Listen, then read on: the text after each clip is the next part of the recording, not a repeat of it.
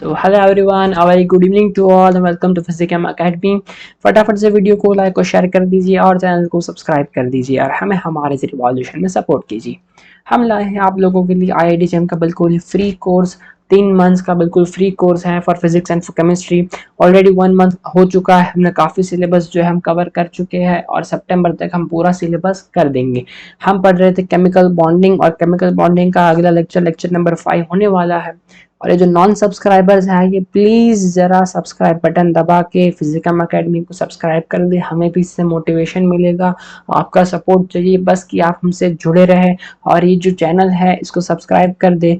जो टेलीग्राम और WhatsApp group में नहीं जुड़े हैं, डिस्क्रिप्शन में उसका लिंक गिवन है, ठीक है, तो आप वहाँ से ग्रुप में जुड़ सकते हैं। वहाँ से नोट्स या फिर जो DPPs या फिर उसके अलावा जो कुछ भी आपको क्वेश्चंस है, डाउट्स आ रहे हैं, ठीक है, रिगार्डिंग योर स्टडीज, रिगार्डिंग जो क्वेश्चंस आपसे सॉल्व नहीं हो रहे, सब कुछ आप व्हाट्सएप में हमसे इंटरेक्ट कर सकते हैं, कनेक्ट हो सकते हैं, ठीक है। और ये सब्सक्राइब का बटन दबा के ना अपनी गिनती इनमें करवा ले, यहाँ इसको ना बढ़ा दे, ये परसेंटेज बढ़ जाए, ये 100% हो जाए, ठीक है, और ये 0 कर दो, ठीक है। नॉन सब्सक्राइबर्स किसी को रहना ही नहीं, सब सब्सक्राइब कर दो, ठीक है। चलिए बढ़ते हैं हमारे अगले लेक्चर की ओर। आज हमारा लेक्चर नंबर 5 होने वाला है केमिकल बॉन्डिंग का। बहुत ही जबरदस्त जो था, हम बॉन्डिंग पढ़े जा रहे थे। चलिए तो फटाफट से पानी की बोतल लेके और जो है अपना पेन और पेपर के साथ फटाफट से बैठ जाइए और जो है अपना लास्ट लेक्चर में क्या क्या पढ़े थे उसको थोड़ा रिवाइज करते हैं और फिर हम जो है थोड़ा सा पीछे जाके फिर आगे बढ़ते हैं, ठीक है। तो लास्ट क्लास में हम पढ़े थे कि किस तरह से ये जो है ऑर्बिटल्स का थियरी गिवन, मतलब उन्होंने दिया कि किस तरह से जो बॉन्ड है, उन्होंने आइडिया दिया कि क्यों ना ऑर्बिटल्स ओवरलैप करके जो है वो बॉन्ड बनाए, ठीक है। उन्होंने ये आइडिया दिया, फिर इनिशियल वीबीटी शुरू हुआ, वहां से जो था वो वीबीटी का कंसेप्ट शुरू हुआ। और जो था कि उन्होंने बोला कि जो बॉन्ड होते हैं दो तरह से जो है, मतलब जो सॉरी जो ऑर्बिटल्स होते हैं वो दो तरह से ओवरलैपिंग करते हैं। एक होता है कंस्ट्रक्टिव ओवरलैपिंग, एक होता है डिस्ट्रक्टिव ओवरलैपिंग। फिर हमने उनका ओवरलैपिंग का तरीके पढ़े थे, किन किन तरह से वो ओवरलैप करते हैं और कौन कौन से बॉन्ड बनाते हैं, ठीक है। क्योंकि इनका ओवरलैप करने का तरीका भी अलग अलग था, ठीक है, क्योंकि अब टोटली हम जो है ऑर्बिटल्स की तरफ जा रहे हैं, ठीक है। अब ऑर्बिटल्स ही बॉन्ड बनाने वाले, तो किस तरह से कौन कौन सी ओरिएंटेशन में किस किस अलग अलग प्रकार के वो बॉन्ड बनाएंगे, उनके बारे में हम पढ़े थे। आज हम पढ़ने वाले हैं इसी के बारे में थोड़ा आगे, ठीक है। और बस बने रहे मेरे साथ, इसको धीरे धीरे धीरे मैं ना इतनी जबरदस्त तरीके से आपको वीबीटी की तरफ पूरा, मतलब आपको ना लिंक करके कनेक्ट कर दूंगा ना पूरा, आपको मजा आ जाएगा बस पढ़ने में।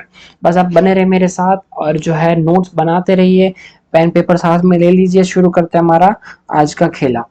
चलिए देखिए, तो हमने एक बात समझी थी कि जो दो ऑर्बिटल्स होते हैं ना, जिनमें दोनों के पास एक एक इलेक्ट्रॉन होता है, वो दोनों ओवरलैप करते हैं, ठीक है, दोनों ओवरलैप करते हैं और ओवरलैप करने के बाद जो है वो बॉन्ड बनता है। और बॉन्ड में जो ओवरलैपिंग जोन होता है इनके बीच में, ठीक है, यहीं पे जो होता है इलेक्ट्रॉन की डेंसिटी बढ़ जाती है। यहाँ पे जितनी भी इलेक्ट्रॉन डेंसिटी ज्यादा होगी उतना ही जो है वो इलेक्ट्रॉन जो है दोनों न्यूक्लियस के अट्रैक्शन में रहेगा, ठीक है। अट्रैक्शन में रहेगा यानी वो उतना ही ज्यादा स्टेबल रहेगा, ठीक है। और एक बॉन्ड के बीच जो है वो दो इलेक्ट्रॉन, नॉर्मल कोवेलेंट बॉन्ड के पास जो है दो इलेक्ट्रॉन होते हैं दो एटम्स के बीच में, ठीक है। अब जरा सोचे कि हमने देखा कि हेड ऑन ओवरलैप से सिग्मा बनता है, फिर साइडवेज ओवरलैप से पाई बनता है, फेस ऑन ओवरलैप से डेल्टा बनता है, ठीक है। अब ये तीन बॉन्ड अलग अलग प्रकार के बन तो गए, हमने देख लिया कि ऑर्बिटल्स किस तरह से ओवरलैप करता है और बॉन्ड बनाता है, ठीक है। देखिए यहीं पे आप कंसंट्रेट कीजिएगा, बहुत धीरे धीरे हल्के हल्के से मैं ना आपको सीधा रिलेट कर दूंगा वीबीटी की तरफ, मतलब धीरे धीरे मैं आपको उसमें एंटर जो है हम कर रहे हैं, ठीक है। मैं आपको धीरे धीरे उसमें ले जा रहा हूँ, उसका पहला ड्रॉबैक आपको कब लाके रख दूंगा ना आपको समझ में नहीं आएगा, ठीक है। तो इसलिए बस बने रहिए मेरे साथ, ठीक है। देखिए सिग्मा, पाई और डेल्टा तीन तो बन गए, अब कौन सा वीक है कौन सा स्ट्रॉन्ग है वो कैसे पता करेंगे। तो जरा सोचिए कि सिग्मा बॉन्ड जो होता है ना, सिग्मा बॉन्ड, इसमें आपको पता है कि हेड ऑन ओवरलैप होता है, यानी दो ऑर्बिटल्स बीच में ये जो है ओवरलैपिंग जोन है। ये यहाँ पे न्यूक्लियस है, यहाँ पे इसका न्यूक्लियस है, यानी दोनों न्यूक्लियस, ठीक है, ये इलेक्ट्रॉन का जो ओवरलैपिंग जोन है ये बिल्कुल इंटर न्यूक्लियस एक्सिस पे है, ठीक है, बिल्कुल करीब है दोनों न्यूक्लियस के। हाईएस्ट अट्रैक्शन लग रहा है, ज्यादा अट्रैक्शन लग रहा है, क्या लग रहा है, अट्रैक्शन जो है काफी ज्यादा लग रहा है। अब जरा पाई की ओर देखें, ठीक है, जो पाई बॉन्ड होते हैं, आई होप आपको ये सारी बातें समझ में आ रही है, ठीक है, और बस समझते जाए मेरे साथ, इसी तरह से हम जुड़े रहेंगे, एक साथ रहेंगे, बॉन्डिंग को तो आराम से ना कंप्लीट कर देंगे, ठीक है। देखिए इस तरह से, अब देखिए न्यूक्लियस कहाँ पे है, यहाँ पे है, इलेक्ट्रॉन डेंसिटी कहाँ है, यहाँ और यहाँ। अब देखिए इलेक्ट्रॉन डेंसिटी फैल गई थोड़ी सी, ठीक है, अब जो इलेक्ट्रॉन डेंसिटी है, अब जो इलेक्ट्रॉन डेंसिटी है वो फैल गई है थोड़ी, ठीक है, अब इंटरन्यूक्लियर एक्सिस पे नहीं रही। अब जरा ना, अब जरा हम डेल्टा बॉन्ड को देखते हैं, ठीक है, अब ये तो आपको समझ में आ गया होगा किस तरह से ये जो है पाई बॉन्ड है, ठीक है। अब डेल्टा बॉन्ड की तरफ देखते हैं, नजरें इन पे लगाते हैं थोड़ी, और ज़रा इनको समझने की कोशिश करते हैं। डेल्टा बॉन्ड जो है वो आ, इसमें दो ओवरलैपिंग जोन हुए ना, इसके ओवरलैपिंग जोन जो है वो दो हो गए। डेल्टा बॉन्ड के ओवरलैपिंग जोन जो होते हैं वो चार होते हैं, मैं दिखाऊंगा कैसे होते हैं। और एक बात कल लास्ट लेक्चर में मैंने बता नहीं, बाकी पे रह गई थी, ठीक है, वो भी बता दूंगा मैं आपको। आज मैंने बोला था मैं फ्लो में पढ़ाऊंगा तो बेहतर रहेगा, ठीक है, तो मैं आज वो भी बता दूंगा, आज वो भी उसकी भी बारी आ जाएगी। अब जरा देखिए, चार ओवरलैपिंग जोन होते हैं, ठीक है, उसमें से जो है दो जो होंगे ना, दो अबाव होंगे और दो होंगे बिलो, किसके, इंटर न्यूक्लियर एक्सिस के, इंटर न्यूक्लियर एक्सिस के दो अबाव होंगे और दो बिलो होंगे। अब ये जो दो अबाव है इसमें से एक होगा टुवर्ड्स द व्यूअर और एक होगा अवे फ्रॉम द व्यूअर, ठीक है, और जो नीचे दो होंगे वो भी, एक होगा टुवर्ड्स और एक होगा अवे। देखिए इसको समझिए किस तरह से होगा। देखिए डेल्टा बॉन्ड कब बनता है, जब ये दो और नीचे के दो, मैं एक सेकंड समझाता हूँ आपको, पेन से समझाता हूँ, जरा एक सेकंड, ठीक है, जरा देखिए, ये हो गए ऑर्बिटल्स डी के, और यहाँ इसको ले लेता हूँ मैं जरा, ठीक है, ये हो गए डी के ऑर्बिटल्स और ये दूसरा डी का ऑर्बिटल, जरा एक सेकंड, ये होगा दूसरा डी का ऑर्बिटल, ठीक है, चार लोग होते हैं डी ऑर्बिटल में, एक हो है, ठीक है। अब ऐसे अगर ओवरलैप करेंगे ना, ठीक है, ऐसे, ये सॉरी, ये ऐसे आएंगे, देखो ऐसे ओवरलैप करेंगे तो पाई बनाएंगे, ऐसे ओवरलैप करेंगे सिग्मा बनाएंगे, ठीक है, वो उतना भी वो इफेक्टिव नहीं हुआ, क्योंकि एक तो पहले से इलेक्ट्रॉन डेंसिटीज डी ऑर्बिटल्स में ना पहले से फैली हुई है। लेकिन डेल्टा कब बनाएंगे, जब ये दोनों बॉन्ड जो है फेस आमने सामने आ जाए तो टक्कर लगाते, टक्कर मतलब एक दूसरे टकराएंगे, ठीक है, ये दोनों एक दूसरे के नजदीक आएंगे और ऐसे ओवरलैप जब करेंगे ना तब बनेगा डेल्टा बॉन्ड। अब देखिए इसमें ये ये दो, ये दो, ऊपर के दो, नीचे के दो, कितने, चार ओवरलैपिंग जोन हो गए, आगे एक है, पीछे एक है, एक ऊपर है, एक नीचे है, चार ओवरलैपिंग जोन यहाँ पे देखने को मिले हैं डेल्टा बॉन्ड में, ठीक है। अब इसको आप ये नोटिस करें, ये जो है ना मेरी मैंने जहां से हाथ को पकड़ रखा है, ठीक है, ये इंटरन्यूक्लियर एक्सिस है, ठीक है, ये जो है इंटरन्यूक्लियर एक्सिस है, ठीक है, इंटरन्यूक्लियर एक्सिस से वो इस तरह से वो नजदीक आए, ठीक है, ये वाली एक्सिस से नजदीक आए, ठीक है, दो जो है, देखिए दो ऊपर है, यहाँ पे जरा आप देखिए एक सेकंड, किस तरह से होना आपको,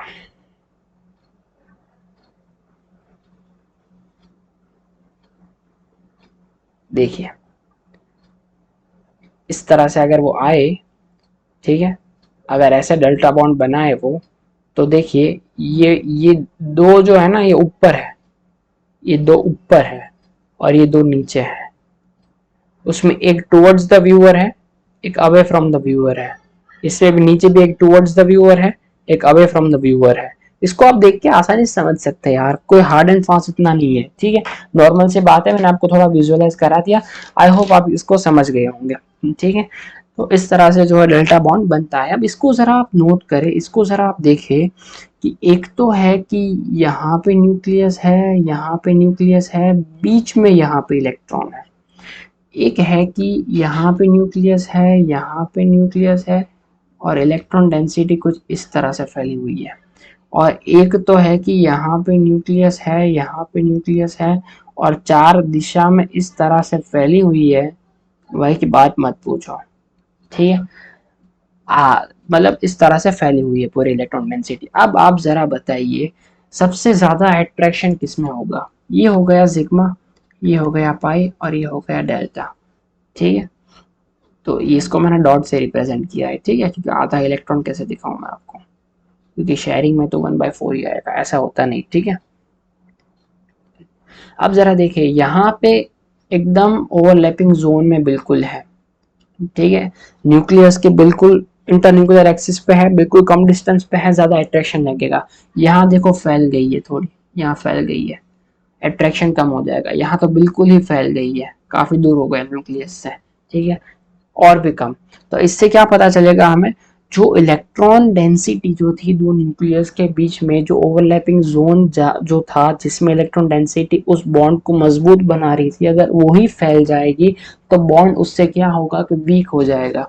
इससे क्या है कि डेल्टा बॉन्ड जो है वो सबसे वीक, फिर जो है पाई बॉन्ड, फिर उससे स्ट्रॉन्ग जो होता है वो सिग्मा बॉन्ड होता है, ठीक है। अब एक बात और मैं आपको जरा बताता हूँ, सिग्मा बॉन्ड जो होता है ना, वही एक डायरेक्शनल होता है। पाई और डेल्टा जो होते हैं वो नॉन डायरेक्शनल होते हैं। किस तरह से, देखिए अगर हम मॉलिक्यूल मान ले CH4, ठीक है, तो CH4 में आप जरा देखिए, इसका स्ट्रक्चर एक्सपेरिमेंटली हमें पता है कि इस तरह से होने वाला है, ठीक है। ये हम पढ़ेंगे फिर सारी बातें, लेकिन अभी ऑर्बिटल्स का ओवरलैपिंग के बारे में सीखना है, तो इतना हम देखते हैं कि भाई एक्सपेरिमेंटली हमें CH4 का मॉलिक्यूल इस तरह से हमें देखने को मिला है, ठीक है। अब आप जरा इसमें देखिए, गौर कीजिए यहाँ पे कि जो अगर अगर यहाँ पे कोई आयोनिक मॉलिक्यूल होगा, ठीक है, अगर यहाँ पे कोई आयोनिक मॉलिक्यूल है, देन इसमें क्या होगा कि उसका एक ना फील्ड होगा। मान लो कि यहाँ पे पॉजिटिव चार्ज है, तो यहाँ पे इसके इर्द गिर्द ना एक उसका फील्ड होगा। अगर नेगेटिव चार्ज इस फील्ड के अंदर आ गया, तो चाहे वो कहीं भी हो, इसमें कहीं भी हो, ठीक है, वो नेगेटिव चार्ज को इक्वली अट्रैक्ट करेगा। चाहे वो यहाँ से आए, चाहे वो यहाँ से आए, यहाँ से आए, यहाँ से आए, यहाँ से आए, सब जगह से, वो डिस्टेंस पे डिपेंड करेगा। अगर वो इतना रेडियस उसका है, यहाँ पे जरा आप ध्यान दीजिएगा, मैं आपको एक चीज समझाता हूँ, ठीक है। अगर उसका रेडियस जो है वो अगर, बे यार ये क्या हो जाता है,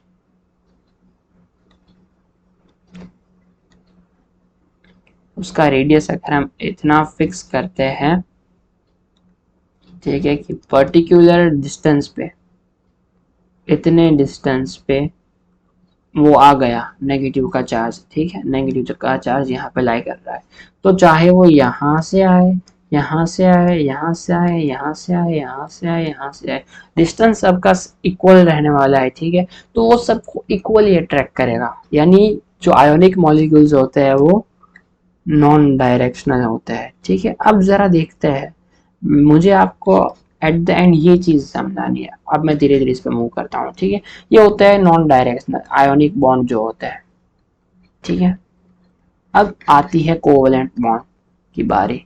नॉर्मली जो कोवलेंट बॉन्ड होते हैं ना, वो डायरेक्शनल होते हैं। अगर ये जो हाइड्रोजन का मॉलिक्यूल इस तरह से प्रॉपर ज्योमेट्री में फॉर्म हुआ है, क्योंकि ये जो होते हैं वो ऑर्बिटल्स के ओवरलैप से बनते हैं। जिस डायरेक्शन में ऑर्बिटल रहा होगा वहीं से अगर दूसरा ऑर्बिटल आएगा तभी ओवरलैप करेंगे। ठीक है, अगर मान लो कि इसका ऑर्बिटल यहाँ पे है, ठीक है, और एच यहाँ से आ रहा है, ठीक है, तो वो यहाँ से कोई ओवरलैप ही नहीं होगा, यहाँ से नहीं होगा, यहाँ से नहीं होगा, ठीक है, यहाँ से नहीं होगा। अगर वो यहाँ से आया तभी ओवरलैप होगा। यानी डायरेक्शन जो है वो कौन फिक्स करता है? सबसे पहले जो बॉन्ड बनता है, सबसे पहले बॉन्ड कौन सा बनता है? सबसे पहले बॉन्ड सिग्मा बॉन्ड बनता है। क्यों बनता है? उसको अल्टीमेट स्टेबल होने के लिए वो दो ऑर्बिटल्स का ओवरलैप करके बिल्कुल ही करीब आ जाता है, और दोनों को करीब लाने का काम और जो है स्टेबल करने का काम कौन करता है? Sigma bond. इसीलिए सिग्मा बॉन्ड जो सबसे ज्यादा स्ट्रांग होता है, और यही जो है इसकी डायरेक्शन जो है वो फिक्स करता है। उसके बाद तो अगर मान लो कि भाई यार ऐसा अगर हो गया, ठीक है, यहाँ पे आप एक इस तरह से हो गया,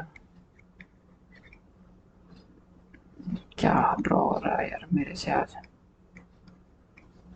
मान लो यहाँ पे, अब देखिए डायरेक्शन तो फिक्स हो गई, यहाँ से कार्बन कार्बन का बॉन्ड जो है वो ओवरलैप किया, यहीं से हाइड्रोजन का बॉन्ड ओवरलैप किया, यहीं से जो सिग्मा बॉन्ड है वो सबसे ज्यादा स्ट्रांग है, वो अल्टीमेट स्टेबिलिटी देता है। उसके बाद जो भी बॉन्ड बनता है वो उसका जो है स्टेबिलिटी में इंक्रीमेंट के लिए बनता है। ठीक है, डायरेक्शन फिक्स हो गया। अब जो है, अब अगर ये वाला पाई बॉन्ड जो है अगर सेम अलाइनमेंट में रहा होगा, सेम अलाइनमेंट में रहा होगा, ठीक है, तभी वो ओवरलैप कर लेगा। ठीक है, यानी डायरेक्शन किसने फिक्स कर दी है? सिग्मा बॉन्ड बन चुका है, यहाँ डायरेक्शन फिक्स हो चुकी है। ठीक है, फिर उसके बाद जो है पाई बॉन्ड जो है वो अपना काम करते हैं। पाई बॉन्ड जो है यहाँ पे बॉन्ड बनाते हैं, और पाई बॉन्ड और डेल्टा बॉन्ड, ये दोनों बॉन्ड जो होते हैं ना वो काफी फैले हुए होते हैं। ठीक है, वो डायरेक्शन पे उनका कुछ नहीं होता। ठीक है, वो यहाँ पे जो है पूरे से पूरे जो, क्योंकि पाई बॉन्ड जो होता है ना, यहाँ पे उनको पॉइंट चार्ज पसंद नहीं होता। ठीक है, ये जो होता है ना, ये पॉइंट चार्ज, कोई एक पॉइंट पे चार्ज रह जाए, ठीक है, नेगेटिव चार्ज पसंद नहीं, उनको फैलना पसंद है। ठीक है, तो इस तरह से वो जो उनका चार्ज जो होता है ना, ठीक है, वो पूरा फैल जाता है। तो इस वजह से जो है डायरेक्शन जो फिक्स करता है वो सिग्मा बॉन्ड फिक्स करता है, उसको डायरेक्शनल बोला जाता है। आई होप आपको ये बातें समझ में आ गई होंगी। ठीक है, अब जरा कुछ बातों को ये भी देख लेते हैं। देखिए, अब स्ट्रेंथ ऑफ मल्टीपल बॉन्ड्स देख लेते हैं। हमने ये तो देख लिया कि सिग्मा बॉन्ड सबसे ज्यादा स्ट्रॉन्ग, फिर पाई, फिर डेल्टा। लेकिन कहीं ऐसी गलती मत कर देना, अगर किसी ए और बी के बीच सिग्मा बॉन्ड है, ठीक है, तो यहाँ पे दो इलेक्ट्रॉन, अगर ए और बी के बीच सिग्मा बॉन्ड है, दो इलेक्ट्रॉन, अगर और साथ में पाई भी है, ठीक है, अगर ए और बी के बीच सिग्मा बॉन्ड तो है, पाई बॉन्ड भी है, और डेल्टा बॉन्ड भी है, ठीक है, तो यानी इनको ना थोड़ा सा खिसका, थोड़ा सा हटा के ना मैं थोड़ा अंदर ड्रॉ कर ले, क्योंकि इन दोनों एटम के बीच में ही होंगे ना थोड़ा सा। ठीक है, ठीक है, तो ये पाई बॉन्ड भी बनाएंगे, फिर डेल्टा बॉन्ड भी बनाएंगे, ठीक है, सारे बॉन्ड बनाएंगे। ठीक है, लेकिन आप जरा सोचिए, अल्टीमेट स्टेबिलिटी किससे मिलती है? सिग्मा बॉन्ड से। सिग्मा बॉन्ड इन बाकी सबसे ज्यादा स्ट्रॉन्ग है, लेकिन अगर इन तीनों की बात की जाए तो यहाँ ये सबसे ज्यादा स्ट्रॉन्ग, फिर ये, क्योंकि देखिए ना, सिग्मा बॉन्ड तो इसके पास भी है, इसके पास भी है, इसके पास भी है, तीनों के पास है, यानी अल्टीमेट स्टेबिलिटी सबको मिल चुकी है। लेकिन अब इसके बाद इसमें और स्टेबिलिटी आ रही है, इसमें और स्टेबिलिटी आ रही है। ये जो इलेक्ट्रॉन्स बीच में आ रहे हैं वो अट्रैक्शन की वजह से ये और स्टेबल हो रहे हैं। ठीक है, यानी जो मल्टीपल बॉन्ड जो होता है ना, वो ज्यादा स्टेबल होता है देन सिंगल बॉन्ड। ठीक है, अब जो है बॉन्ड की उनमें भी मैंने बता दिया उनका स्ट्रेंथ, और मल्टीपल बॉन्ड और सिंगल बॉन्ड का भी मैंने स्ट्रेंथ बता दिया। अब जरा छोटी सी बात ये है कि सिग्मा बॉन्ड जो होते हैं वो बिल्कुल इंटरन्यूक्लियर एक्सिस पे होते हैं और उन पे बहुत ज़्यादा अट्रैक्शन होता है, काफ़ी स्ट्रांग होते हैं, तो वो हिल ज़रा भी नहीं सकते हैं। यानी ऐसे नहीं, मतलब कि पाई बॉन्ड के कंपेरेटिव में इतना नहीं हिल सकते। ठीक है, पाई बॉन्ड जो होते हैं, ठीक है, देखिए ज़रा पाई बॉन्ड देखिए इसको, ये ऊपर ऐसे ये तो चाहता ही है, ठीक है, कि ये पॉइंट चार्ज रहना नहीं चाहता, ये तो पहले से फैल जाता है अपने पूरे एरिया में, जो है वो डिफ्यूज हो जाता है। ठीक है, इनकी कोई डायरेक्शन नहीं है कि प्रॉपर इस डायरेक्शन में है या फिर इस डायरेक्शन में है। ठीक है, ये पूरे इसमें ना ऐसे फैल जाता है। ठीक है, अब पूरा डिफ्यूज हो जाता है, ओवरलैप कर जाता है। तो ये जो होता है इसमें इलेक्ट्रॉन की मोबिलिटी थोड़ी रहती है और इससे भी ज्यादा रहती है डेल्टा बॉन्ड में, वो तो और भी डिफ्यूज, यानी जितना डिफ्यूज होता है ना उतनी इलेक्ट्रॉन की मोबिलिटी उस बॉन्ड में रहती है। ठीक है, नॉर्मल सी बात थी, मैंने सोचा बता दूं आपको। फिर उसके बाद जरा आगे देखते हैं। अब जरा देखते हैं, ठीक है, हमने ये सारी बातें तो कर ली भाई कि ऑर्बिटल्स इस तरह से ओवरलैप करते हैं तो ये बॉन्ड बनाते हैं, स्ट्रेंथ ये होती है, कौन मल्टीपल बॉन्ड में कितनी स्ट्रेंथ, सिंगल बॉन्ड में कितनी स्ट्रेंथ, बीच में इलेक्ट्रॉन आ गए, ओवरलैपिंग हो गया, अट्रैक्शन आ गया, स्टेबल हो गया, पोटेंशियल एनर्जी डिक्रीज हो गई, ये सब बातें हमने पढ़ ली। लेकिन जरा अब ये तो देखते हैं कि कौन कौन से ऑर्बिटल कौन कौन से बॉन्ड बनाएंगे। हर एक ऑर्बिटल हर एक बॉन्ड थोड़ी ना बनाएगा, उनके लिए प्रॉपर उनकी कंडीशंस भी तो होनी चाहिए। अब यहाँ से मैं धीरे धीरे देखना, आपको धीरे धीरे मैं उसकी ओर ले जा रहा हूँ। ठीक है, अब हमने स्ट्रेंथ की बात की, अब धीरे धीरे मैं वीबीटी के लिए ना आपको उसकी तरफ ले जा रहा हूँ, उसके लिमिटेशन की तरफ ले जाऊंगा। आज मैं लिमिटेशन तक पढ़ाऊंगा, फिर जो है पहला जो उसका जो था करेक्शन वो अपना अपने अगली क्लास में पढ़ेंगे। पहले यहाँ तक पढ़ते हैं, ठीक है, कहाँ टाइम को भी देखते जाएंगे थोड़ा। ठीक है, बिकॉज फिर आप लोगों ना बोर ना हो जाओ, बस बहुत बढ़िया तरीके से पढ़ते जाएंगे। देखिए ऑर्बिटल की बात करते हैं, यहाँ ऑर्बिटल की बात करते हैं, ऑर्बिटल की बात करते हैं। तो और यहाँ पे ओरिएंटेशन की बात करते हैं। ठीक है, देखिए अगर यहाँ पे एस ऑर्बिटल की बात करें तो ये एस ऑर्बिटल जो होता है ना सिर्फ सिग्मा बना पाता है। ठीक है, और ये पाई और डेल्टा जो है कभी फॉर्म नहीं करेगा, कभी फॉर्म नहीं करेगा, क्योंकि ये जो होता है पूरा स्फेरिकल होता है, इसके पास कोई ऐसी डायरेक्शन है ही नहीं कि वो इस तरह से ओवरलैप करे। आप खुद सोचे जरा। ठीक है, क्योंकि फिर पी ऑर्बिटल जो पाई बॉन्ड जो बनता है वो जो है दो ऑर्बिटल्स के इस तरह से ओवरलैप करने से बनता है। ठीक है, और डेल्टा बॉन्ड का तो फिर सवाल ही नहीं उठता, भाई जो पाई नहीं बना तो वो डेल्टा कहाँ कैसे बना देगा। अब जरा पी पी ऑर्बिटल की ओर देखते हैं। ठीक है, जो पी ऑर्बिटल होते हैं ना वो कौन कौन से बॉन्ड बना सकते हैं। पी ऑर्बिटल जो होते हैं वो पी एक्स होते हैं, पी वाई, पी जेड। ठीक है, तीन तरह के होते हैं।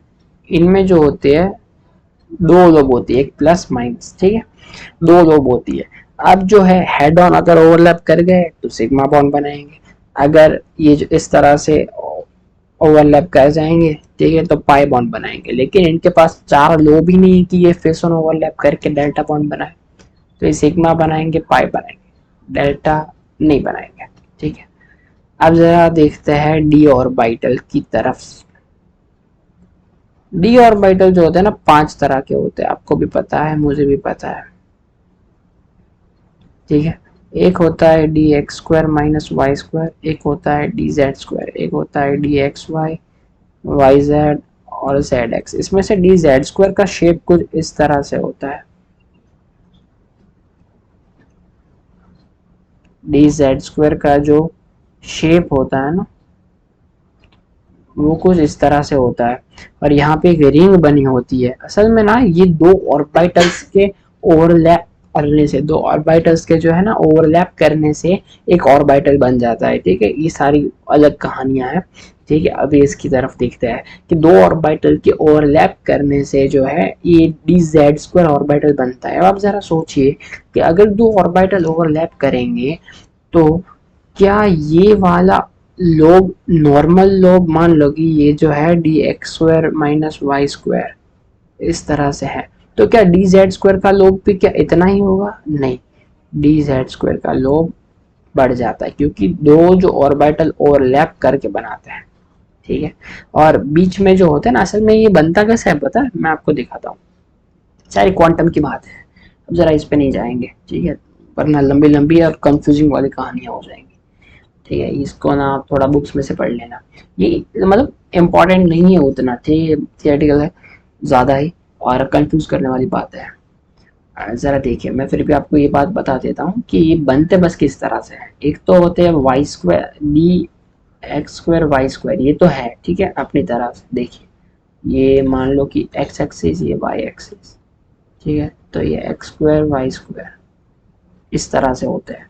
अब यहाँ पे क्या होता है कि D Y square Z square और D Z square X square, ठीक है, इस तरह से होते हैं, ठीक है। अब ये दो जो ऑर्बिटल्स जो होते हैं ना, इसको जरा आप देखिए, ये होते हैं एक्स और ये होता है वाई एक्सिस,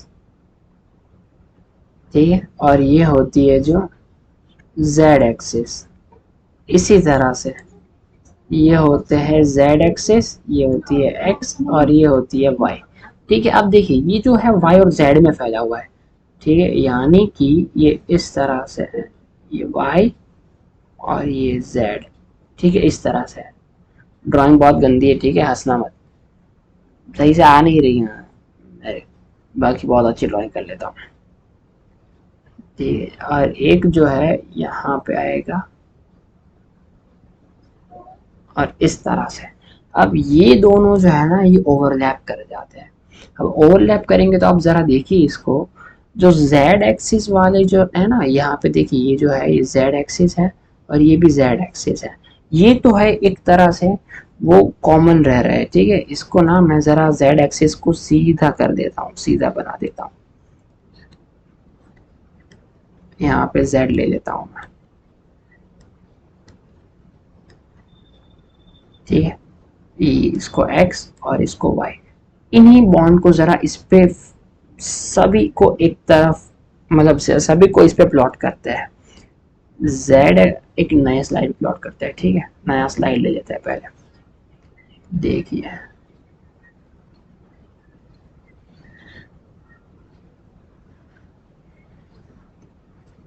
ठीक है, इसको बोल देते हैं z एक्सिस, इसको बोल देते हैं x और ये इसको y, ठीक है। अब जरा देखते हैं यहाँ किस तरह से होता है। यहाँ पे जरा देखिए, एक है वाई स्क्वायर जेड स्क्वायर, एक है जेड स्क्वायर एक्स स्क्वायर। अगर ये दोनों ओवरलैप कर जाएंगे तो देखिए जेड स्क्वायर यानी जेड डायरेक्शन में तो ऑलरेडी, मतलब दोनों ऑर्बिटल्स में जेड की डायरेक्शन में लोब है, ठीक है। अगर वो दोनों ओवरलैप करेंगे तो जेड की डायरेक्शन में बनने वाला नया लोब जो होगा वो दोनों लोब के ओवरलैप से काफी बड़ा बन जाएगा, यानी ये जो नॉर्मल लोब है इससे काफी, इससे जो है वो नॉर्मल लोब से काफी बड़ा बन जाएगा। और बाकी के जो x और y एक्सिस में जो है, एक x एक y एक्सिस में है, एक z एक्सिस में है, ठीक है, दोनों जब ओवरलैप करेंगे, ठीक है, तो एक y एक्सिस में रहने वाला है और एक x एक्सिस में रहने वाला है। ये जो दोनों लोब है ना, ये दोनों लोब जो है ये मिलके ये इस तरह से है, देखिए मैं दिखाता हूँ आपको, बीच में इसको z मान लो, इसको x मान लो और इसको y मान लो, ठीक है। z जो है सबसे बड़ा है, ये जो है ये y है और ये जो है ये x है, ठीक है, ये इस तरह से ओवरलैप कर जाते हैं और ये जो x और y जो है ना ये मिलके एक रिंग बना लेते हैं, ठीक है। तो ये जो है ये मिलके एक रिंग बना लेते हैं, तो इसलिए हम जो है z स्क्वायर को इस तरह से रिप्रेजेंट करते हैं, ठीक है। आई होप आपको ये बात समझ में आ गई होगी। तो जेड स्क्वायर को, और इसी तरह इसीलिए ना हम जेड को इंटर न्यूक्लियर एक्सिस पर रखते हैं, क्योंकि जो डी ऑर्बिटल जो डी जेड स्क्वायर ऑर्बिटल जो होता है ना, वो ऑर्बिटल जो होता है वो नॉर्मली सिग्मा बॉन्ड ज़्यादा अच्छे से बना पाता है, क्योंकि उसमें इलेक्ट्रॉन डेंसिटी बहुत ज़्यादा है, ठीक है। एक तो इलेक्ट्रॉन डेंसिटी जो है वो रिंग में है और एक इलेक्ट्रॉन डेंसिटी उस वाली लोब में है, ठीक है। तो अब जो है ज़्यादा इलेक्ट्रॉन डेंसिटी वो लोब में आ जाती है और इस वजह से जो है, इस वजह से जो है वो सिग्मा बॉन्ड बहुत अच्छे से बना पाता है, ठीक है। तो इसलिए नॉर्मली जो है हम उसको सिग्मा बॉन्ड बनाने में यूज करते हैं। अब जरा देखते हैं कि कहाँ चर्चा कर रहे थे हम इसके बारे में, कुछ चर्चा कर रहे थे, हाँ, कि ये जो होता है नॉर्मली ये 5 ऑर्बिटल्स डी के होता है, ठीक है। अब ये जो नॉर्मली डी जेड स्क्वायर होता है ना, वो ना तो ये एक सिग्मा बना पाता है बस, और जो है ये ना तो पाई बना पाता है और ना ही ये बनाता है डेल्टा बॉन्ड, बस एक सिग्मा बनाता है हेड ऑन ओवरलैपिंग से। इसीलिए हम इसको जो है इंटरन्यूक्लियर एक्सिस मान लेते हैं, क्योंकि ये जेड जो होता है ना वो सिग्मा बॉन्ड ही बनाता है। तो मान लेते हैं कि जेड इंटरन्यूक्लियर एक्सिस है, और सबसे पहले तो दो बॉन्ड का अगर बनना है, दो बॉन्ड को अगर बनना है तो सबसे पहले क्या जरूरी है कि दोनों के बीच में सिग्मा बॉन्ड बने। तो वो जेड के अक्रॉस आके सिग्मा बॉन्ड बन जाते हैं और जेड को इंटरन्यूक्लियर एक्सिस मान लेते हैं, और उसी के रिस्पेक्ट में बाकी के बॉन्ड बनते हैं, ठीक है। इसी वजह से जो है इंटरनेशनली जेड को ना एक इंटरन्यूक्लियर एक्सिस मान लिया गया फिर। तो जरा देखते हैं फिर, और बाकी के जो एक्स स्क्वायर वाई स्क्वायर और जितने भी है मैं यहाँ पे लिख देता हूँ, B X square minus Y square, B X Y, D Y Z और डी जेड एक्स, ये चारों जो है ना इनमें 4 लोब्स होती है। ये सिग्मा भी बनाते हैं, पाई भी बनाते हैं और डेल्टा भी बनाते हैं। अगर ऐसे लोब है और आके ओवरलैप कर गए, क्या बना सिग्मा। अगर ऐसे लोब है आके ओवरलैप कर गए, क्या बना पाई।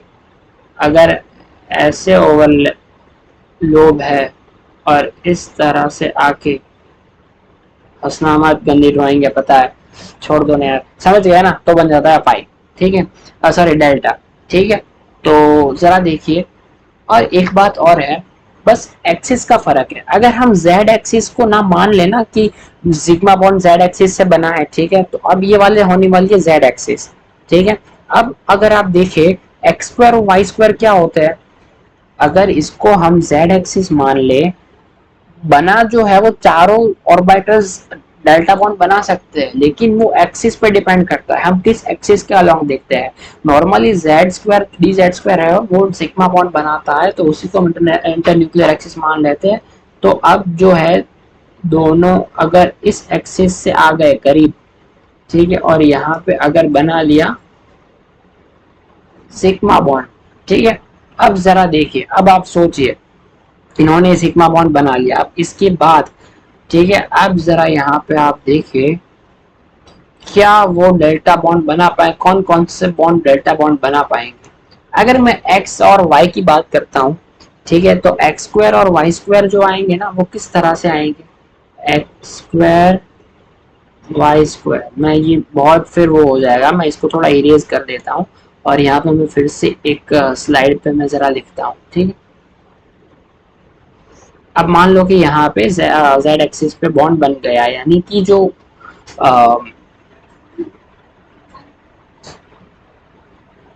एटम्स जो एटम जो है उनका ऑर्बिटल्स जो है वो इसी डायरेक्शन में, जेड डायरेक्शन में एक दूसरे के सामने आमने सामने नजदीक आ गए।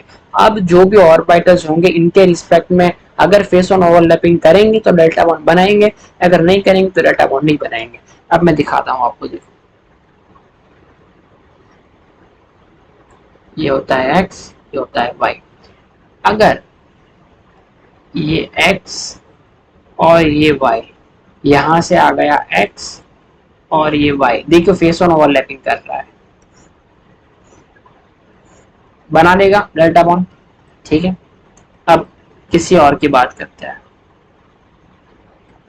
अब किसी एक और बॉन्ड की बात करते हैं,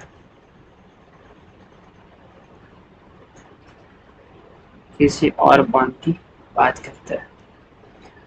अब सोच लो कि एक्स वाई की बात कर, ये कौन सा था, एक्स स्क्वायर वाई स्क्वायर था ना, ठीक है। अब एक्स वाई की बात करते हैं, यानी एक्स वाई किस तरह से होंगे, ये इनकी एक्सिस की ना बीच में बनेंगे, ठीक है। तो यहाँ जो है ये बीच में बनने वाले हैं, ठीक है।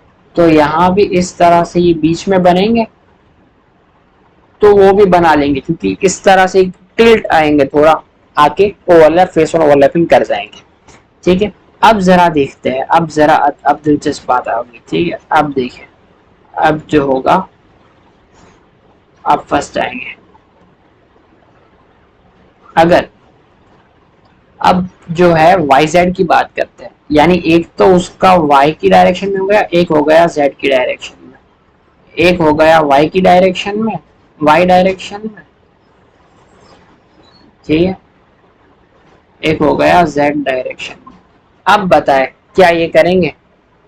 नहीं, ये नहीं कर पाएंगे। ठीक है, सॉरी मैंने गलत ड्रॉ किया है, मैंने गलत ड्रॉ कर दिया गलती से। इंटर न्यूक्लियर एक्सिस में आएंगे ये जो होंगे, वो वाई जेड है ना, तो वाई जेड के इंटर न्यूक्लियर एक्सिस में आएंगे। बस एक बात समझ लेना कि जिस भी एक्सिस के अलोंग पूछा गया है ना, उस ऑर्बिटल में उस एक्सिस अगर नहीं होगी ना वो एक्सिस, तो वो डेल्टा बॉन्ड बनाएंगे। अगर यहाँ पे जेड एक्सिस को न्यूक्लियर एक्सिस मान गया तो एक्स वाई बनाएंगे, एक्स स्क्वायर वाई स्क्वायर भी बनाएंगे। वाई जेड नहीं बनाएगा क्योंकि जेड आ गया, तो एक उसका ऑर्बिटल जेड के अराउंड, जेड के अलोंग होगा, यानी वो नहीं बना पाएगा। जेड एक्स भी नहीं बना पाएगा, और जेड स्क्वायर तो ऑब्वियसली नहीं बना पाएगा। अगर मैं एक्स एक्सिस को मान लूं कि एक्स एक्सिस के अलोंग दोनों आ रहे हैं, ठीक है, तो वाई जेड बनाएंगे, और एक्स वाई नहीं बनाएगा, एक्स जेड भी नहीं बनाएगा, और D X square Y square भी नहीं बनाएगा, नहीं बनाएगा। सिंपल सी बात, बस मैंने आपको सिंपल सा रूल बता दिया, बस थोड़ा आपको इमेजिन कराने की कोशिश कर रहा था। आई होप आपको ये समझ में आ गया होगा। बस चलो अब अपने आगे बढ़ते हैं। तो ये तो बात थोड़ी थी सीखने के लायक थी, तो मैंने आपको जरा बता दिया। अब थोड़ा सा आगे बढ़ता है, ठीक है, अपने वेबीटी की ओर, अपने लक्ष्य की ओर बढ़ते हैं थोड़ा।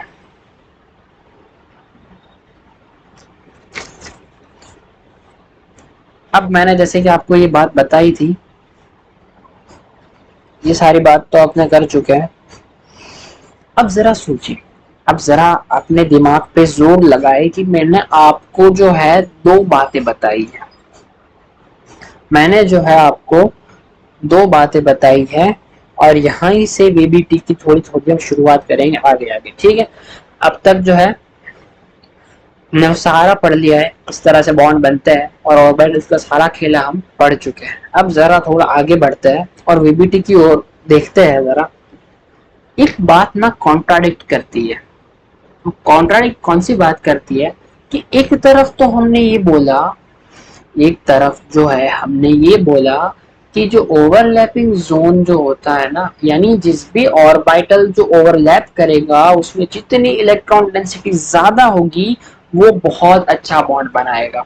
जैसे कि स्ट्रेंथ, हम ये से लिखते हैं ना, strength of bond is directly inversely proportional to diffusion of orbital.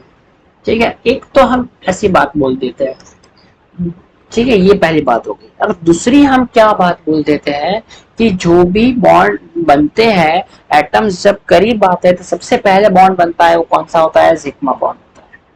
सबसे पहले बनने वाला बॉन्ड सिग्मा बॉन्ड होता है, और वो कौन सा बॉन्ड होता है? डायरेक्शनल होता है, यानी वो सबसे ज्यादा स्ट्रॉन्ग होता है। बाकी सबसे ज्यादा स्ट्रॉन्ग यानी अल्टीमेट स्टेबिलिटी वो पहला बनने वाला बॉन्ड ही है जो एक डायरेक्शन में एक दूसरे से आके जुड़ता है, जो दोनों बॉन्ड्स को, जो दोनों एटम्स को एक डायरेक्शन में एक दूसरे के करीब लाता है, बॉन्ड फॉर्मेशन करता है। ठीक है, अल्टीमेट स्टेबिलिटी देता है, जो ये सबसे पहले इंपॉर्टेंट वाला यही है, यही सबसे स्ट्रॉन्ग होता है, और यही होता है डायरेक्शनल।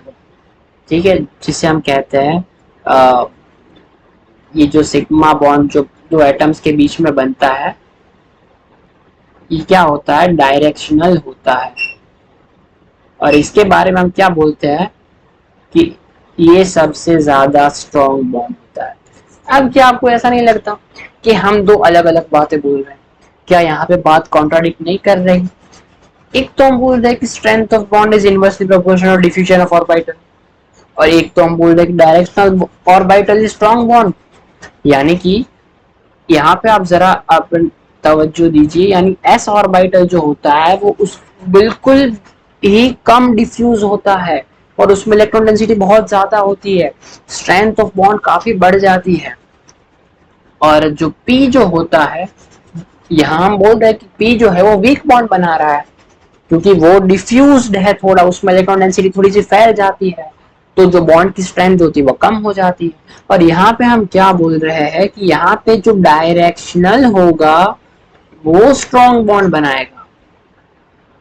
तो डायरेक्शनल तो पी है, एस नहीं है। एस डायरेक्शनल कहां से होगा, एस तो सभी जगह फैला हुआ है, पी जो है एक डायरेक्शन में अपने इलेक्ट्रॉन डेंसिटी को रखा हुआ है। तो ये दोनों बातें कॉन्ट्राडिक्ट कर रही है, ठीक है। तो आई होप आपको ये बात समझ में आ गई होगी, यानी अब इसका थोड़ा हम इसका आंसर की ओर बढ़ते हैं। अब ये जो बातें कॉन्ट्राडिक्ट हुई है ना, इस पे से हम जरा स्ट्रेंथ ऑफ बॉन्ड की तरफ बढ़ते हैं कि एट द एंड हम स्ट्रेंथ ऑफ बॉन्ड कैसे कंसिडर करेंगे, किसकी स्ट्रेंथ, किसके ओवरलैप से बनने वाली स्ट्रेंथ जो है वो सबसे ज्यादा होगी, ठीक है। तो अब इस पे हम जो है अपना कंक्लूजन निकालते हैं, ठीक है, देखते हैं क्या होता है। एक्चुअली ना स्ट्रेंथ ऑफ बॉन्ड, पहले मैं आपको कुछ मॉलिक्यूल्स लिखा दूं, आपको कुछ जो है मॉलिक्यूल्स है,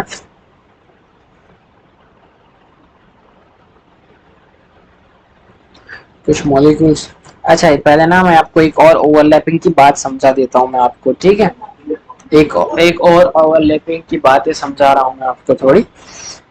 अगर अगर z एक्सिस के अलावा ये दो s ऑर्बिटल ओवरलैप करते हैं, कौन सा बॉन्ड बन रहा है, सिग्मा।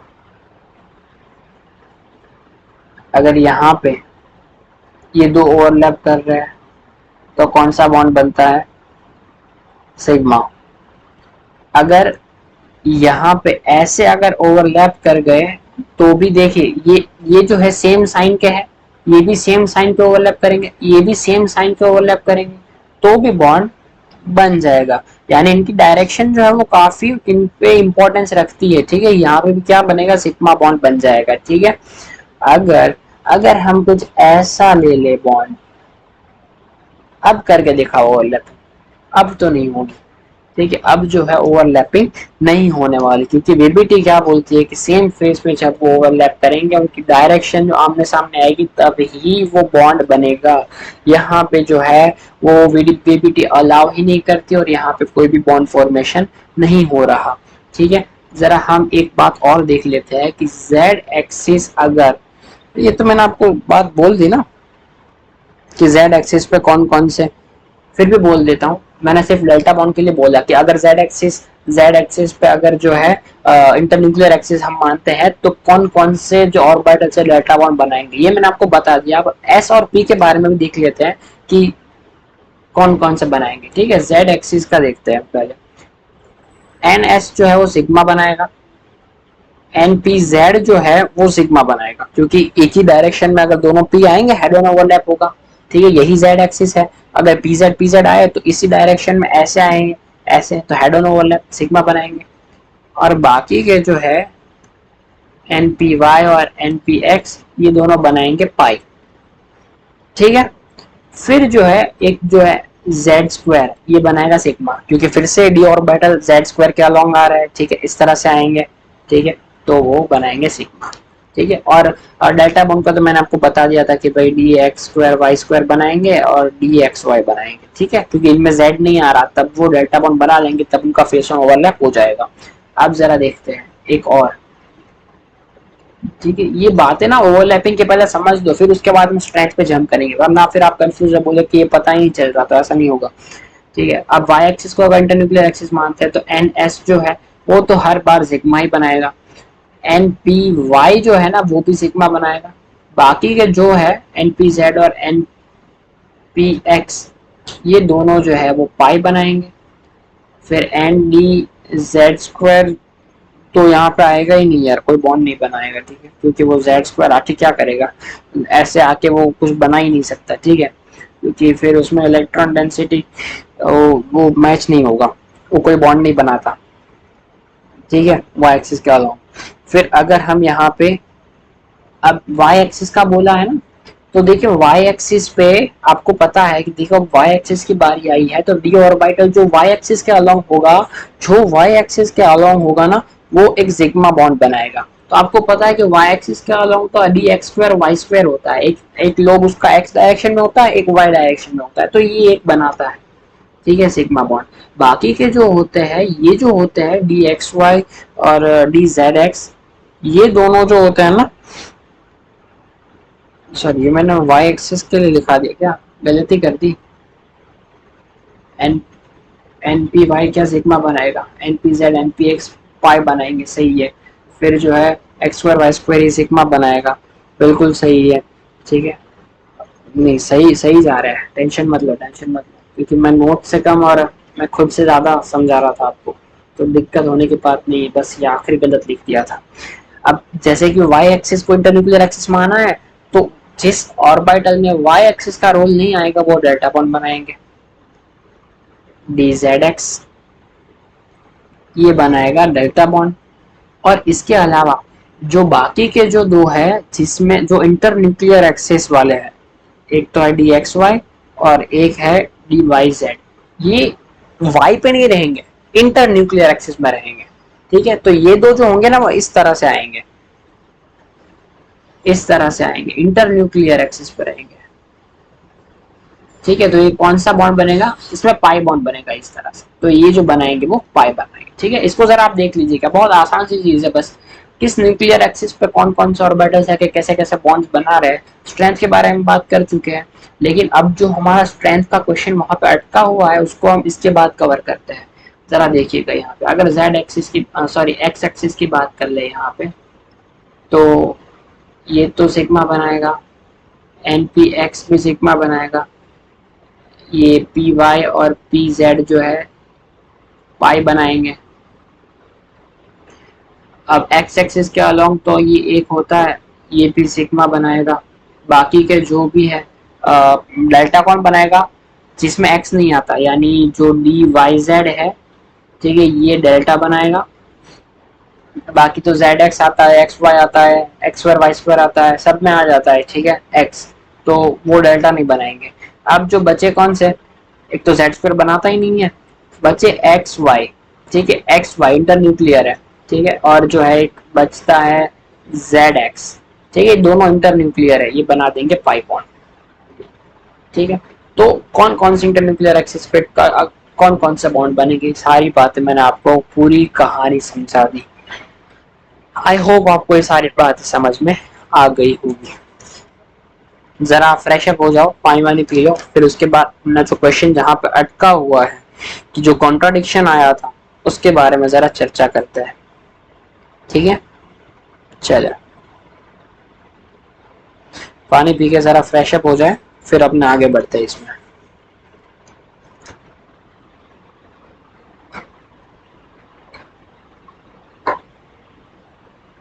टाइम को भी जरा देखते चलेंगे, अप्रोक्स 1 आवर तो अभी नहीं हुआ है, अपना आराम से पढ़ लेंगे, ठीक है, 1 घंटे तो पढ़ना चाहिए।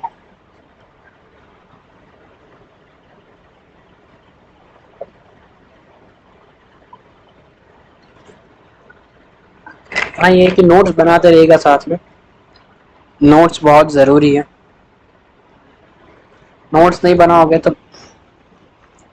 थोड़ा टाइम बाद पता चलेगा कि यार कितनी बड़ी गलती कर दी नोट्स ना बना के। हर क्लास में बोलता हूँ, इतना जरूरी होगा तभी मुझे हर क्लास में ये बोलना याद रहता होगा ना कि नोट्स बनाने हैं, ठीक है। चले जरा आगे बढ़ते हैं, यानी एक्सटेंट ऑफ ओवरलैपिंग। अब दो चीजें यहाँ पे देख लेते हैं। सबसे पहले एक तो है एक्सटेंट ऑफ ओवरलैपिंग,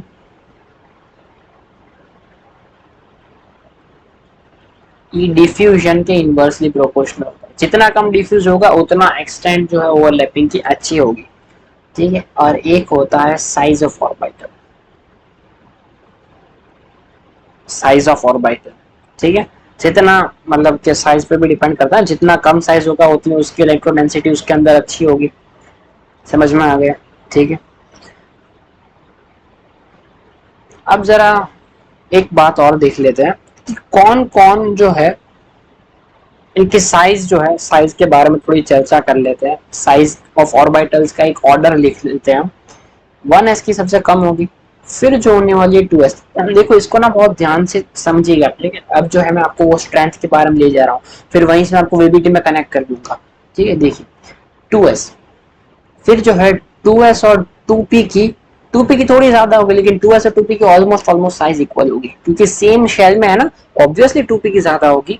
बट आप जरा देखिए सेम शेल में है, यानी उतनी भी ज्यादा नहीं हो जाएगी भाई कि काफी डिफरेंस हो जाए। 1s 2s शेल बदल गए, वहां पे डिफरेंस ज्यादा हो जाएगा। 2s 2p में उतनी ज्यादा नहीं होगी, बट हाँ ऑब्वियसली 2p की ज्यादा होगी। फिर जो है 3s, थोड़ी 3p, और फिर थोड़ी सी 3d की और ज्यादा। फिर जो है 4s, ग्रेटर देन और equal to 4p, greater than और equal to 4d, greater than equal to 4f। इस तरह से साइज का ऑर्डर पूरा चलता है, ठीक है। आई होप आपको ये समझ में आ गया होगा। चलो अब स्विच करते हैं उस पे जिस पे हम अटके थे, ठीक है। अब जरा उस चीज को देखते हैं कि ऐसा कैसे हुआ था। बहुत ही ऑथेंटिक चीजें पढ़ा रहा हूँ मैं आपको, तो आप ट्रस्ट कीजिएगा बस, ठीक है। चलिए एक क्वेश्चन देखते हैं यहाँ पे। एक तो वो बोल रहा है कि 1s ओवरलैपिंग, एक तो वो बोल रहा है कि 1s 2s ओवरलैपिंग, एक वो बोल रहा है कि 2s ओवरलैपिंग, और एक उसका कहना है 2s 2p ओवरलैपिंग। और पूछा क्या है कि पूछा है कि high electron density in overlapping zone, या फिर कह सकता है कि ओवरलैपिंग हैव हाई एक्सटेंट, किसकी ओवरलैपिंग अच्छी खासी होगी, ठीक है, उसका ऑर्डर बताओ।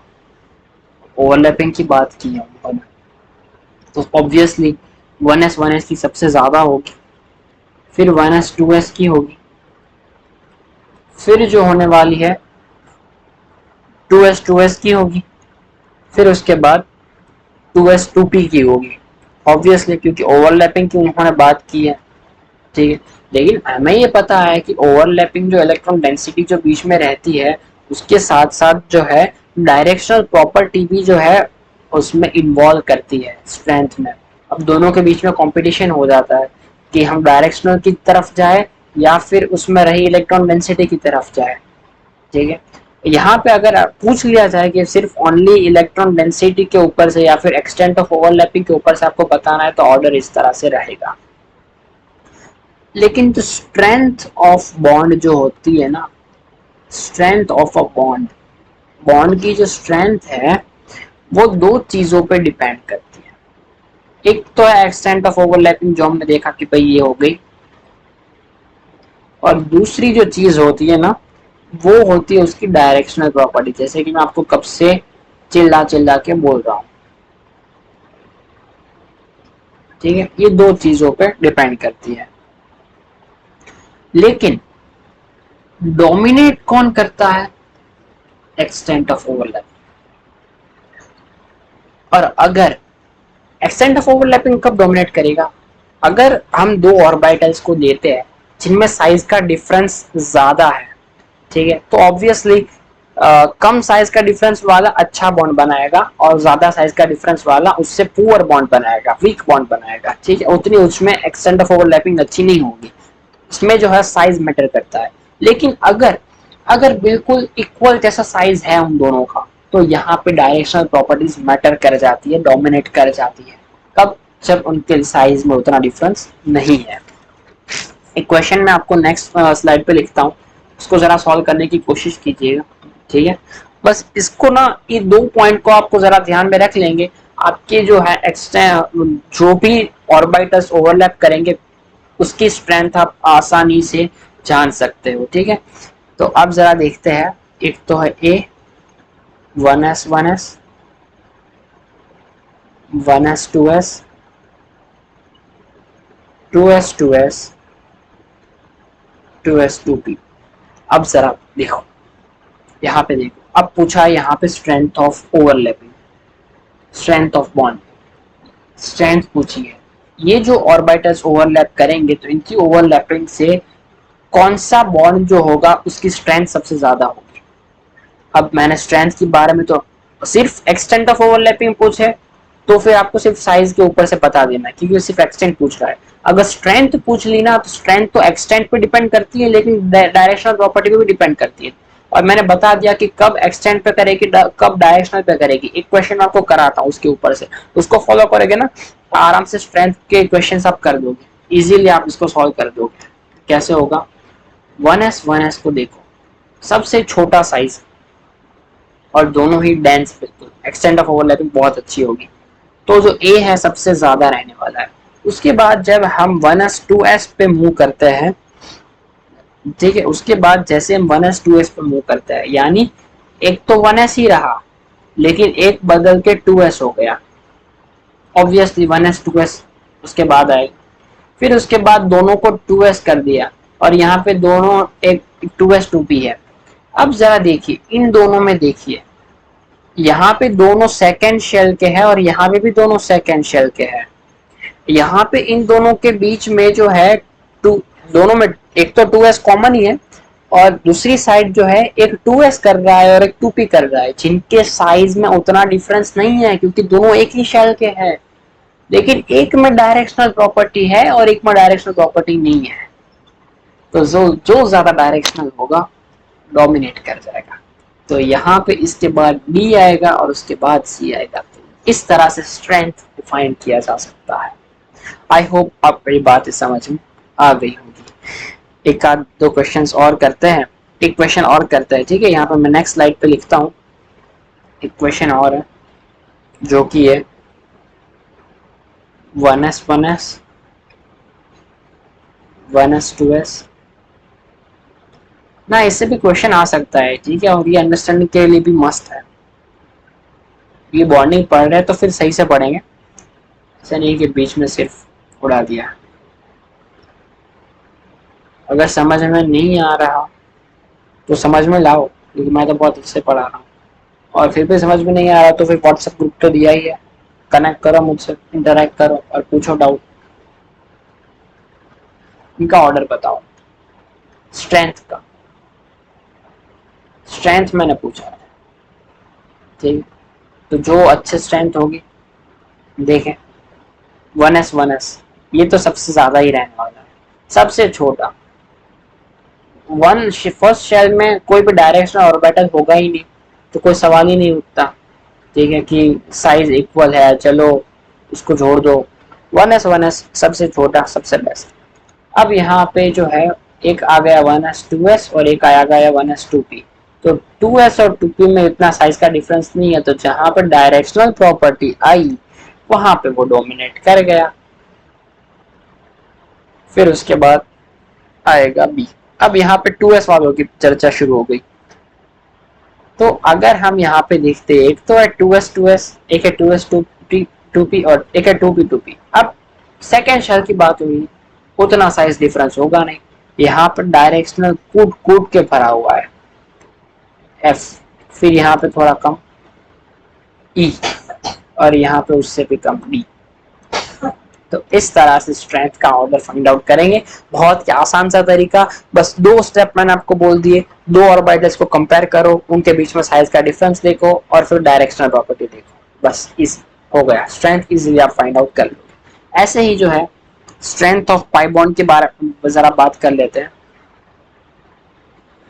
जो पाई बॉन्ड होती है ना, उनकी स्ट्रेंथ के बारे में भी जरा चर्चा कर लेते हैं। इसमें भी सबसे पहले तो जो है वो एक्सटेंट ऑफ ओवरलैपिंग तो है ही, ठीक है, क्योंकि जो अच्छा ओवरलैप करेगा, साइज डिफरेंस नहीं होना चाहिए उतना, तभी अच्छा ओवरलैप करेगा। और अगर साइज मतलब जो है सेम साइज के ओवरलैप कर रहे हैं, लेकिन उसी में थोड़े जो है रिलेट करके थोड़े थोड़े साइज का डिफरेंस है और डायरेक्शनल प्रॉपर्टी है, तो वो और अच्छा कर जाएंगे। लेकिन अब इसमें तो आपको पता है कि पाई बॉन्ड में तो कोई डायरेक्शनल प्रॉपर्टी होती नहीं है, तो इसमें जो है वो एक्सटेंट ऑफ दूसरे में डिपेंड करेगा, extent of diffusion of orbital, ठीक है। आई होप आपको ये बात समझ में आ गई होगी। यहाँ पे जो है, बिकॉज जो पाई इलेक्ट्रॉन क्लाउड्स होते हैं ना, वो बिखरना पसंद करते हैं, वो बिखर जाते हैं, वो ओवरलैप करते हैं, तब उसके बाद उनके जो अंदर इलेक्ट्रॉन्स जो है वो काफी पॉइंट चार्ज रहना नहीं चाहते, वो बिखरना चाहते हैं, इसलिए तो उनकी डायरेक्शनल प्रॉपर्टी नहीं है। तो जितना बिखरेंगे उतना ही वो स्ट्रॉन्ग बनेंगे। ठीक है, फिर आप रेजोनेंस भी पढ़ते हो और इन मेसोमेरिक भी पढ़ते हो। ठीक है, तो आपको पता है। ठीक है, जीओसी में आप पढ़े होंगे। तो अगर वो पाई बॉन्ड जो है वो रेजोनेट करता है, यानी उसकी डेंसिटी जो इलेक्ट्रॉन की डेंसिटी बिखरती है, तो ज्यादा स्टेबल हो जाता है। तो अब आपको बस यही देखना है। तो इससे क्या पता चलेगा, देखिए सबसे पहले तो एक्सटेंट ऑफ ओवरलैपिंग देखना है, और अगर साइज ऑलमोस्ट इक्वल रही और सिर्फ जो है डिफ्यूजन का फर्क रहा, तो फिर ये डोमिनेट, फिर इसको देखना है। ठीक, तो जरा देखें। पाई बॉन्ड तो पी ऑर्बिटल से बनना शुरू होता है, तो 2p जो है सबसे स्ट्रॉन्ग बनाएगा।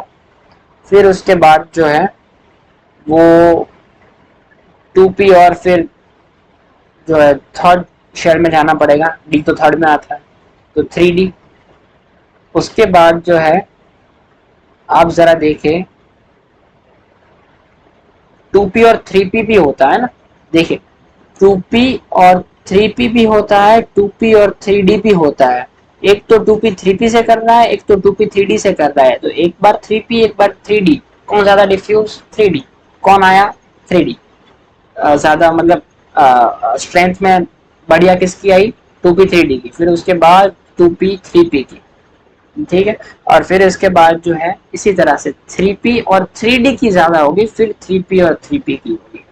ठीक है, बस इसी तरह से आप बिल्कुल ऐसे ही इस ऑर्डर को फॉलो करते जाइए, आप स्ट्रेंथ इजीली आराम से ढूंढ पाओगे। ठीक है, तो अब हमें ये जानना जरूरी था, क्योंकि कई ऑर्बिटल्स जो है, ठीक है, वो आएंगे, कोई पी का होगा, कोई एस का होगा, कोई डी का होगा, तो आके जब वो जुड़ेंगे तो कौन स्ट्रॉन्ग बनाएगा ये जानना जरूरी है। तो इसलिए हमने स्ट्रेंथ ऑफ बॉन्ड समझ लिया। अब हम धीरे धीरे उसकी ओर मूव कर सकते हैं कि कैसे जो है एटम्स नजदीक आएंगे और कौन कौन से बॉन्ड स्ट्रॉन्ग बनेंगे, कौन कौन से वीक बनेंगे, इसकी और जो है हम आगे बढ़ सकते हैं। ठीक है, सीएसआर नेट का एक क्वेश्चन है, मैंने बोला था इसमें से क्वेश्चन आता भी है। सीएसआर नेट का एक क्वेश्चन देता हूँ, और अगर क्या किया जाए, 1 आवर की क्लास तो हो चुकी है, फिर आप चलो मैं एक छोटी सी बात रख दूंगा, फिर उसके बाद उसका सॉल्यूशन कल ढूंढेंगे। ठीक है, जितना सोचा उतना पढ़ाऊंगा। आई होप आपको मजा आ रहा होगा ना, बहुत इंटरेस्टिंग है क्वेश्चन। मैं लास्ट में आपको छोड़ के जाऊंगा, वो क्वेश्चन आप सॉल्व कर देना बाद में। ठीक है, अभी हम एक छोटी सी बात पे स्विच करते हैं। यहाँ पे एग्जाम्पल 1 देखिए। सबसे पहले हम NH3 की बात करें, बहुत इंटरेस्टिंग सी बात है। ठीक है, आई होप आप बोर नहीं हो रहे होंगे, आपको मजा आ रहा होगा। ठीक है, बहुत ही इंटरेस्टिंग सी बात है। एग्जाम्पल 1 देखिए। अब हमने ये सारी बातें तो सीख ली, NH3 की बात करते हैं। अब बॉन्ड की ओवरलैपिंग और मॉलिक्यूल की फॉर्मेशन की बात करते हैं। सबसे पहले अमोनिया NH3 का एग्जाम्पल लेते हैं। इसमें क्या होता है, 1s2 2s2 2p3, इस तरह से होता है। और सेकेंड शेल है, इसमें कोई डी ऑर्बिटल तो होता नहीं है। ठीक है, एक होता है 2s और 3 होते हैं, ये होता है 2s, ये होता है 2p। 1 2 3, 1 और 2। ठीक है, हाइड्रोजन आके इनसे जुड़ जाता है, हाइड्रोजन अपना एक लाके इलेक्ट्रॉन इनसे जुड़ के 3 बॉन्ड जो है वो बॉन्ड बना देता है। इनिशियल वीबीटी के हिसाब से इसका 1s, इसके 2p, यानी 3 1s 2p बॉन्ड जो है बनते हैं, जिनकी जो स्ट्रेंथ है वो सबकी इक्वल स्ट्रेंथ जो है होने वाली है, रहने वाली है। ठीक है, इनकी स्ट्रेंथ इक्वल रहने वाली। अब जरा देखते हैं, एक तीनों 2p के तीनों ऑर्बिटल्स जो है H के साथ जुड़े हैं, यानी उसके कुछ ऑर्बिटल्स इस तरह से रहे होंगे, ये प्लस पॉजिटिव,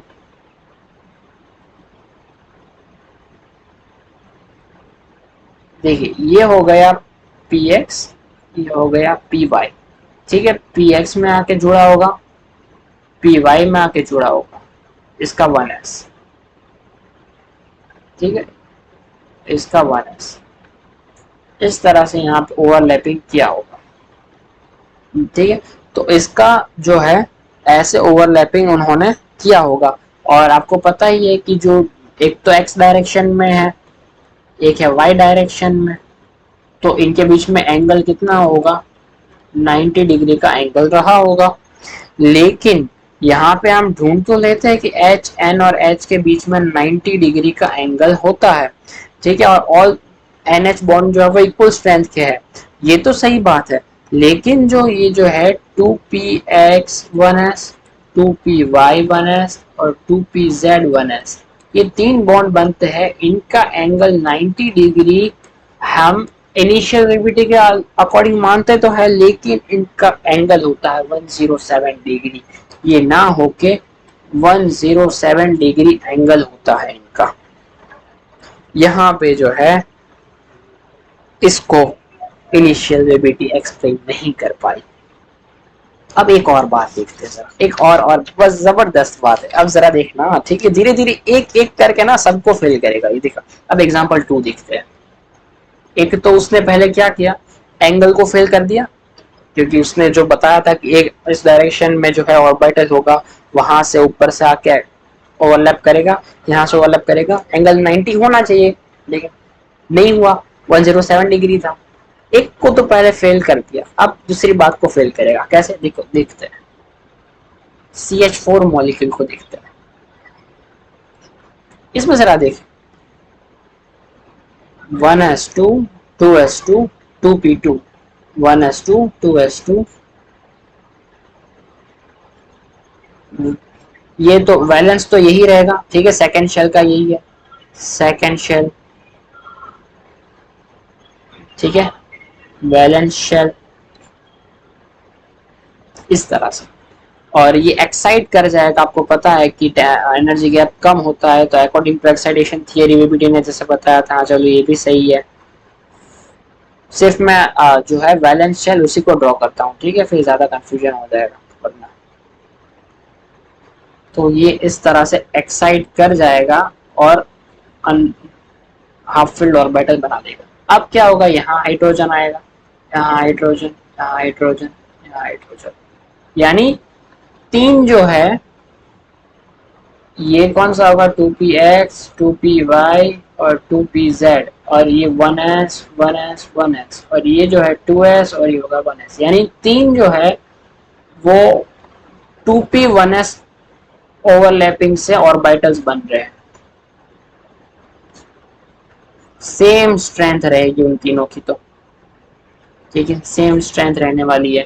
और एक जो है 1s 2s की, और एक जो है 1s 2s की ओवरलैपिंग से बॉन्ड बना रहा है, यानी इसका स्ट्रक्चर उनके हिसाब से क्या होना चाहिए था, इनका स्ट्रक्चर कैसा होना चाहिए था, ठीक है, कि ये जो कार्बन है, ठीक है, इसका जो न्यूक्लियस है, ये X, ये Y, ये Z, यहाँ पे एक, यहाँ पे दो, यहाँ पे तीन, तीनों 90 डिग्री के एंगल पे, ठीक है, एक यहाँ पे, एक यहाँ पे, और एक ये पेन की डायरेक्शन में, ठीक है, एक जो है, एक यहाँ पे, एक यहाँ पे, और एक जो है यहाँ पे, ठीक है, तीनों 90 डिग्री के एंगल पे, एक X axis, Y axis, Z axis, समझ सकते हो इतना तो।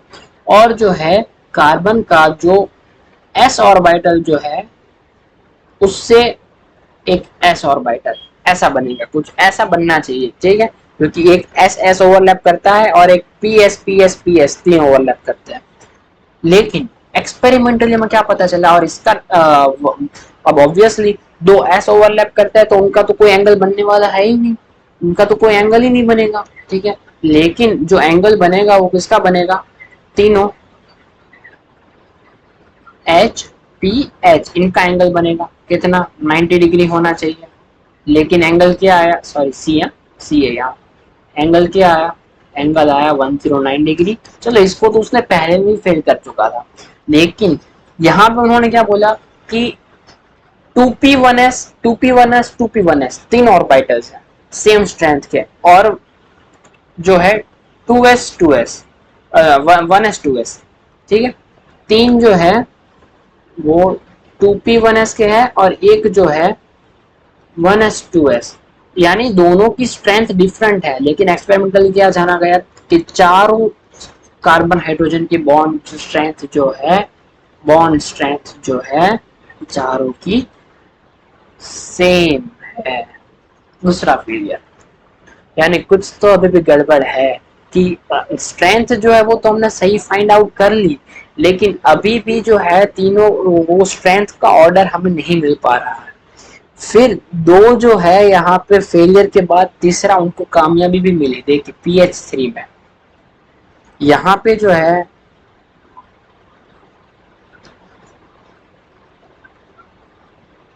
इस तरह से होगा